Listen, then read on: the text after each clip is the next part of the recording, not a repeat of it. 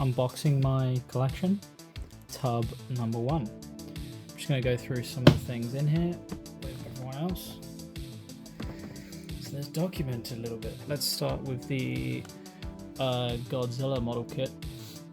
So this is a replica model kit of a walking Godzilla toy that came out in 1964. I love the old Maru-san logo, and the artwork on the box just looks like fantastic. But as you can see, because of course this isn't the genuine article, I love that classic J-tail Godzilla, looks great. But if I just take this out here, you can see the fake cable and like the battery casings and things that are part of this model kit. But the original version, of course, would have walked. But it's fantastic to have this copy. Awesome. Then I think we're going to dive straight into the Cassetticons. So if you know the Cassetticons from Transformers, they go in Soundwave's chest cavity. These are, of course, not the genuine article from 1984. These are reissues, but they also aren't a Chinese knockoff version. Hasbro reissued these a couple of years back, and I'm super lucky to have these pieces in my collection. I think they look great. Just that retro look is incredible. I think at one point in my life I would have loved to have ripped these guys open just to have new clean versions of these cassettes.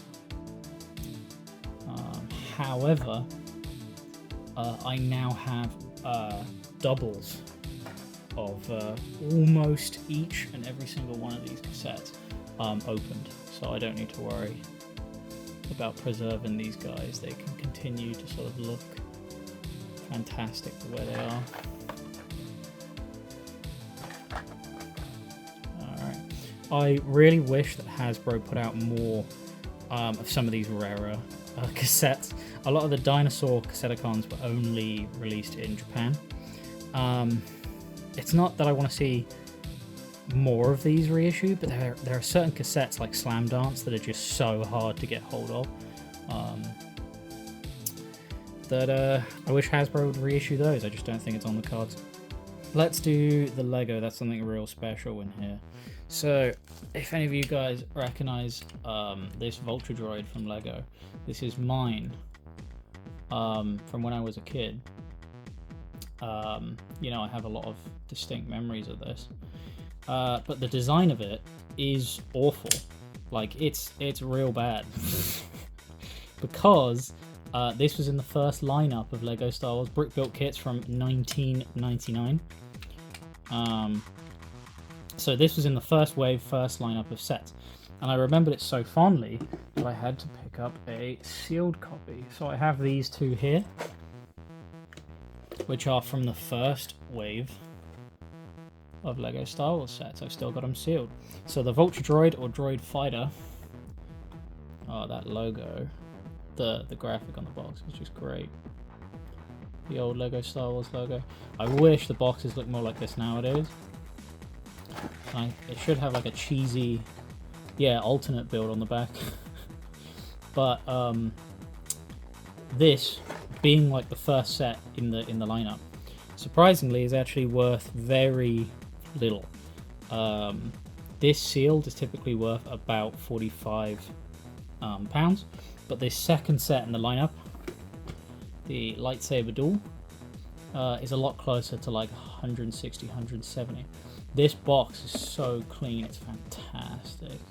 Some of the like photography work from back when the Phantom Menace came out. And the maniac inside me would love to rip this box open to get those shiny new chrome lightsabers out of it, but of course that's a terrible idea. Want to know more about the chrome lightsabers? They were in the 2002 Attack of the Clones set, but chrome was abolished shortly afterwards because the paint would flake and of course was toxic to children. So Lego stopped doing these like shiny lightsabers. By the time we got to the 2004 Revenge of the Sith wave, the lightsabers were just a grey plastic. All chrome was removed for obvious reasons. Alright, I've got a Super 7 alien in here. For no particular reason other than I love like the retro look of these guys. I don't know if you've seen some of the original Kenner figures, including the original like big chap. Kenner presents new alien action figure. Phoenix Glow! Quick, shut the airlock! The alien's locked out now! He got through! Give up! Alien can't be beat! We'll zap him with the light! Don't, he'll destroy the spaceship! We've lost! Better find another ship! Let's try the kitchen! Another triumph for Alien! Alien action figure. New from Kenner. And I'm pretty sure the top of his dome comes off because he has a switch on the inside of his head, and when you flip the switch, the little mouth comes out of him. I don't know if anyone has watched Alien Earth.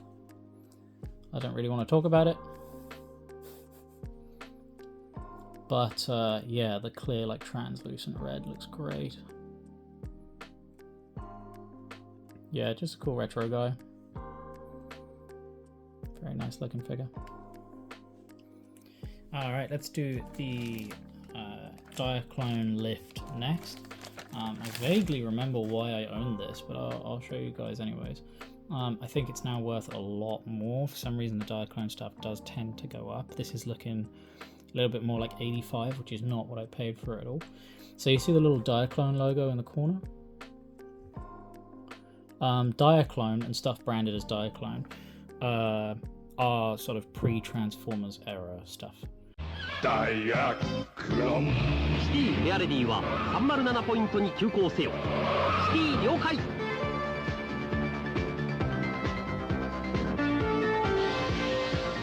レアレディ了解。全車出動。君はどれに乗り込むか。宝のカーロボット。Diaclone, of course, nowadays are still producing sets of like a lot of mecha robots and things. They probably have shows tied to them as well. But the reason I purchased this is basically to get the 4 Dionauts that were in the box, that typically tend to go for quite a lot on the aftermarket.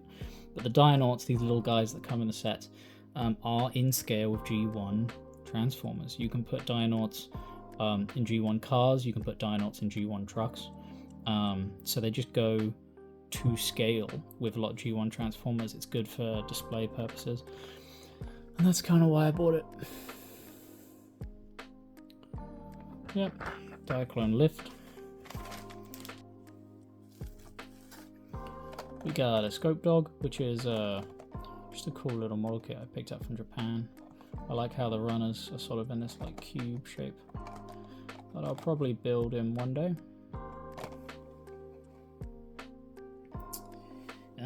Should we get the Warhammer out of here? I don't know if any of you out there have a grey pile of shame like I do. But as you can see, there's a lot of sealed Warhammer in here. Alright, let's go through what I got in here. So, Watch Captain Artemis. This Death Watch Captain was given to me by a good friend of mine. We got Bugman from Bugman's Bar. When we went to Warhammer World, they actually had quite a few variants of Bugman because, of course, throughout history, molding techniques have changed. I, of course, had to buy the metal version of him, which means my fingers will bleed when shaving the excess off him. But I can't wait to someday putting him together and painting him. I've got some Horus Heresy Apothecaries. These guys look pretty cool.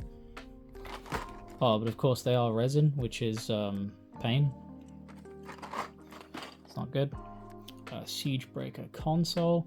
By the way, I don't know how common these guys are. Some of them might be pretty hard to obtain. I think around the time that I purchased this one guy was going for like 80 or 90 pounds. But Games Workshop does tend to reissue all their stuff. You just gotta have to keep an eye on the website, or if you do go to Warhammer World, you sort of get lucky and see what stock they have there on the day. This guy's really cool, but yeah, he is another resin kit, which is wonderful. We've got a Noise Marine. This guy's awesome. I still have not decided how to paint him. If you want one of these, you can go to Games Workshop to pick one up. He might be out of stock now, but they do restock him pretty promptly. He is semi-easy to pick up. And then we just have a Death Watch upgrade kit. So that's the Warhammer I've got in here. Alright, let's get to the Transformers reissues.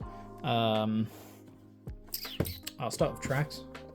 Trax is part of the commemorative collection, so this was a reissue for the West. These figures in this type of packaging were Toys R Us exclusives that came out in the US and the UK. He's alright. I'm glad to have a Trax in my collection, but some of these others, the ones from the Takara collection, are far superior. Because a lot of the chrome was stripped off of these guys. They don't have them, the ones that released in the US. So there's a Trax. Nice car. Should we borrow it? Nah, that's stealing. Come on, I'll ask for permission later. Looks more like you're asking for trouble now. Alright, so next we got Smokescreen. This guy's awesome. I have opened him, played around with him a little bit. But I'm super happy to have one of these in my collection.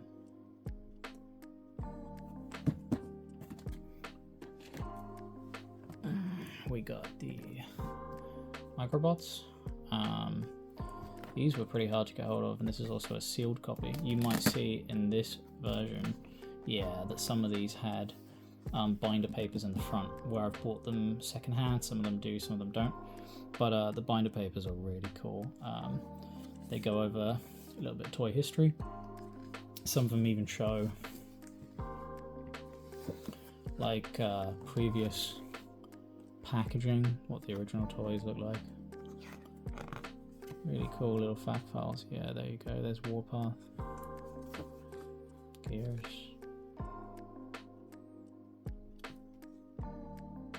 Alright, and there's the Meebots.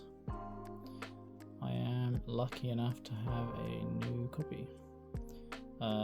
Some of these molds I've never handled or played with, so one day I will open this. Cool.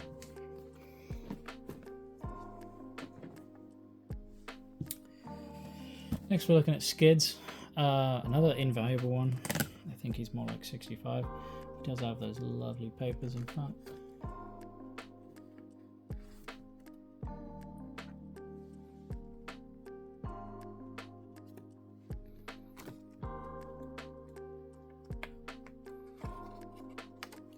And a poster.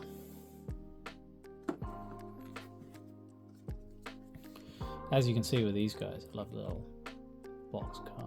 As you can see with these guys, the chrome all looks fantastic. Great reissues. Awesome. Alright, and last but not least, Stepper.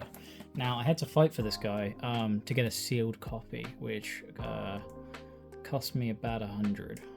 He was sort of difficult to find a sealed copy. So one of the reasons I fought for this guy is because I don't have a G1 copy of Jazz. I've never handled the toy. If you know me personally, you'll know I'm a mold man. So I don't necessarily need to have every color of everything that's ever made, but I would like the original mold to see the engineering from the 80s, right? And play around with the design, see how he works. But yeah, of course, I didn't have a Jazz.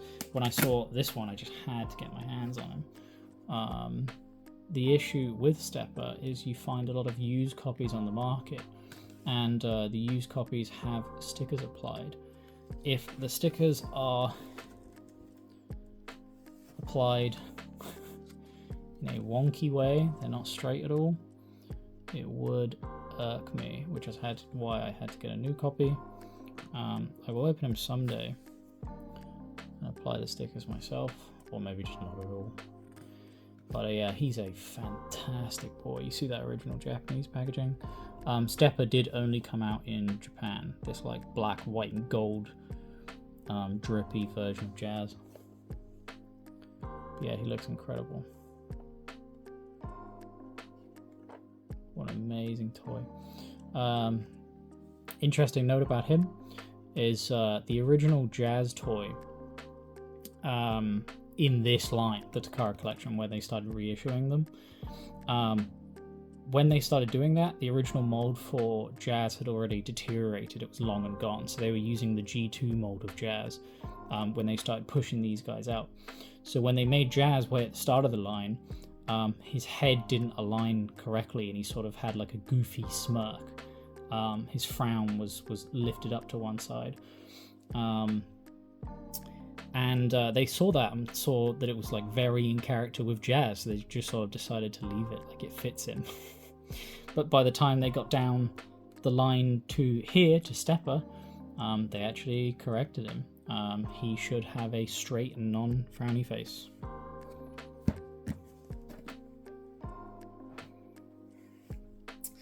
Ooh, we're getting into some of the big cheese. Let's get the gun out of the way, shall we? Alright, so because of the way I've packed this, I have moved to a different country. So I have packed Converge Gundams in the top of the box just because they fit perfectly. Like, so because they fit well, they've gone there.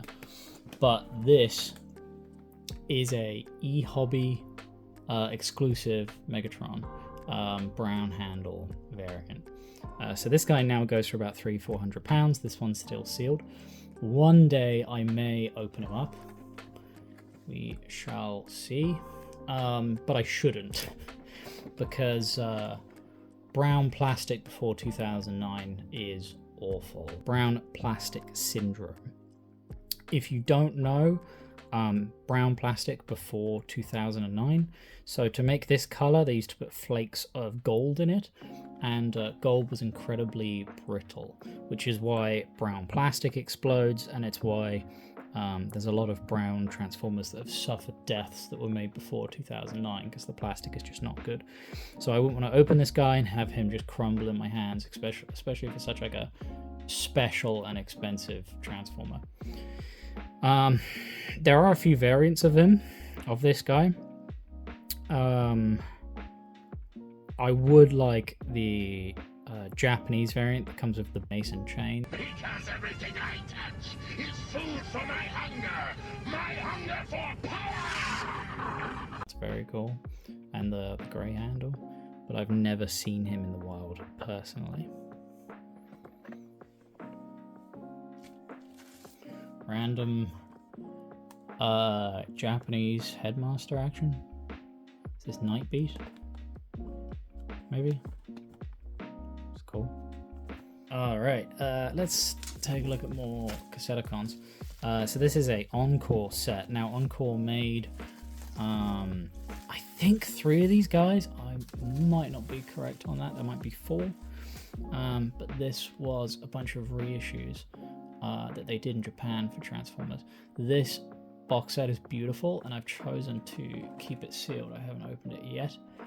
But the reason I wanted it is because I didn't have any of these cassettes personally. I've never handled them. But the first masterpiece I got, one of my favorite masterpieces of all time, is I have a Sound Blaster, so a black Soundwave, and he came with a masterpiece Rat-Bat.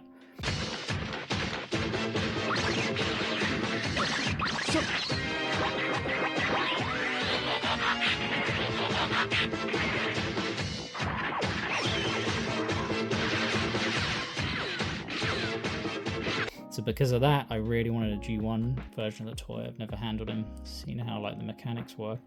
But yeah, this is a beautiful set. I'm not exactly after the other two, but hey ho. Sweet Jesus, let's do Chappie. Why not? Alright. So this is 3-0 Chappie. It's a 1/6 scale version of Chappie. And this guy, back in the day when I bought him, I used to see listings on eBay of him between like £800 to £900. Now it's more or less between 900 to about 1,600. It's crazy, and I'm pretty sure it's because 3-0 made such a low number of these.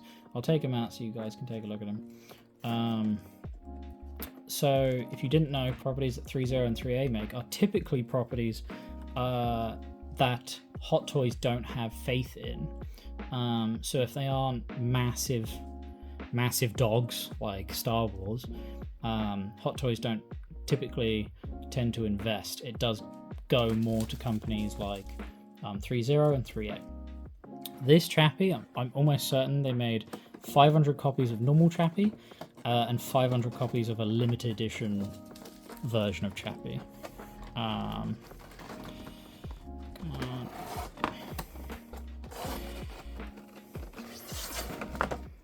Okay. So here is the figure for you guys. You can see some of the detail on him. I was so drawn to his design. His design is awesome.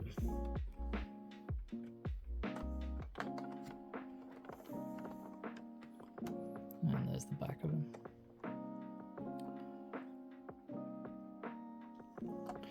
Obviously, the limited edition version of Chappie, if I said that they made about 500 normal and 500 limited edition, that variant edition has gold rings on all of his fingers, he has gold chains, and he's spray painted in gang signs towards the end of the movie.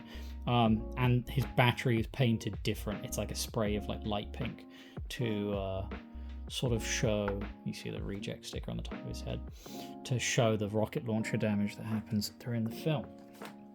But yeah, no, I love this figure. I think he's fantastic. And I am not willing to sell. Sorry. Alright, last few items. Let's go through another e-hobby. So this is an open copy that I bought. I have the original G1 Insecticons from Transformers, but this is the Diaclone colors, which is of course pre-Transformers era of stuff. Them being already opened, I have no problem with opening them, and I will once I can display this lot. Yeah, they look fantastic. I just had to have them. Although, of course, throwing in like the greens with the blacks, red, and even yellows is so weird. Really weird, bright and colourful sort of colour scheme. Oh, look! What is it? It's the Insecticons, an evil new menace from the world of the Transformers. The Transformers, more than meets the eye. The Transformers, robots in disguise. Insecticons! That's part of the Dynamite! The Transformers, more than meets the eye. The Transformers from Hasbro. Okay, let's do Soundwave, shall we? So this is a G1 Soundwave. It was gifted to me by a good friend of mine. The version I have is a French Soundwave that was released in 1987. This guy, in the sort of condition that he's in, you'd sort of be looking at anywhere between like 350 to 650. He's worth quite a bit. But what's really incredible about this version that I have is everything on his interior is sealed. This figure does come from a collector's hands, and it sort of blew my mind when I opened this guy up for the first time and saw that, you know, there's his decal sheet and the weapons and things are all still in their original baggies. It's crazy that he's in this kind of condition. It's so absurd. What's interesting about G1 Soundwave is, despite coming out in 1984, he is among 3 other Transformers. I think one of the others is Starscream. That was released way up until the end of the line. Like, there's proof that he was released in 1988, and then even this G1 version of Soundwave being reissued in Australia in 1990. Could you imagine a toy that's so fire, like it's so bomb, that it's sold across store shelves for 6 years? That just doesn't happen nowadays. That a toy is so good that it's consistently sold for 6 years. That's so wild. So yeah, very lucky to have this Soundwave. The Transformers, more than meets the eye. Autobots wage their battle to destroy the evil forces of the Decepticons. The Transformers, more than meets the eye. The Transformers, robots in disguise. It's the Decepticon communicators! Get more Autobots! The Transformers, more than meets the eye. Transformers from Hasbro. And for the record, with that Soundwave, the Soundwave is probably the worst part, the worst conditioned thing in the whole box. Although his chest does still open. It's fantastic. Alright, the last thing in here is super interesting. So, this is a Bullmark reissue that came out in 2004. Now, they also released these boxes, one for Ultraman, and I believe they released another Godzilla one as well, because the opposite Godzilla box had Gigan and Rodan in it. And then they also released a box of these, yeah, for Ultraman. So I was very lucky to come across this box. It's not necessarily that the condition's amazing, but it's more just the fact that I have it. A complete set like this, I have seen go for maybe $6.50. So it's super incredible that I have this box with all the guys on the inside. No, it isn't sealed. It is open. So I'm going to show you what's in here one at a time.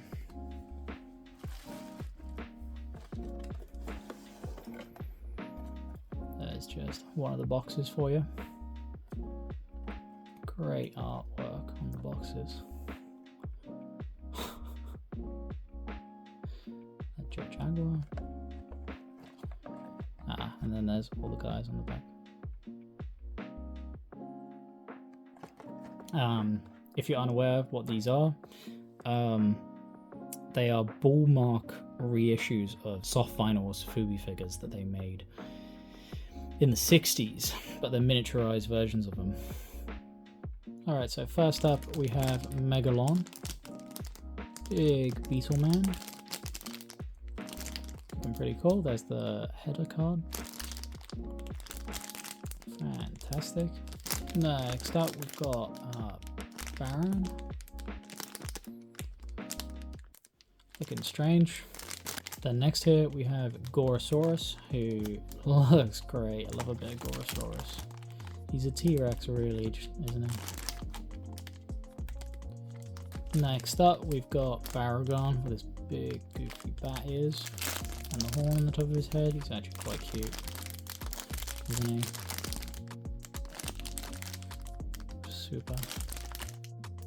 Next we got Kamoba, and he's supposed to be a giant turtle, but when I look at him I kind of just think he's like a frog man, to be totally honest with you. Nevertheless, awesome Scooby. Then we have Ganymes.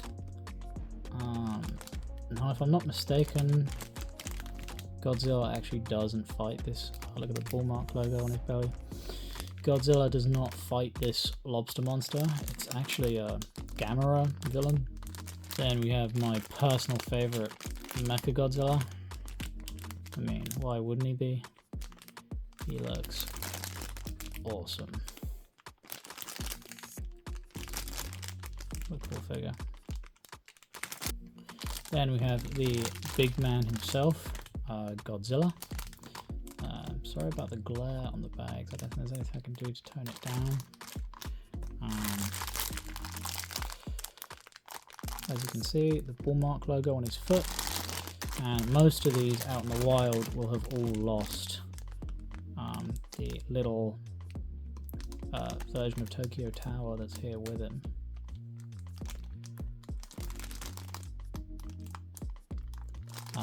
Not to mention, I think there's also loads of different versions of this Godzilla, whether they're secret rares or not. I saw a lot of different colors of them out in the wild. One with even a yellow Tokyo Tower and a glow-in-the-dark Tokyo Tower.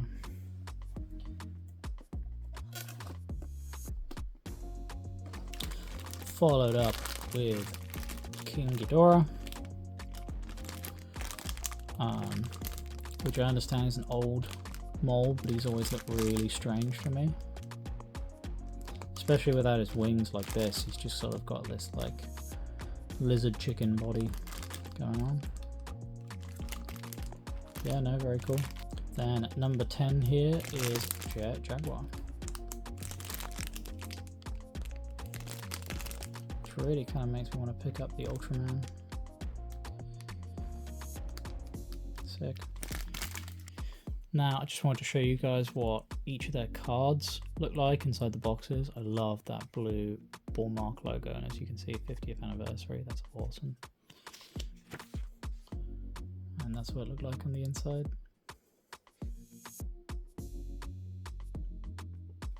Alright, now in here I do have number 11. I know the set is only 10, but this is a alternate color version of Megalon.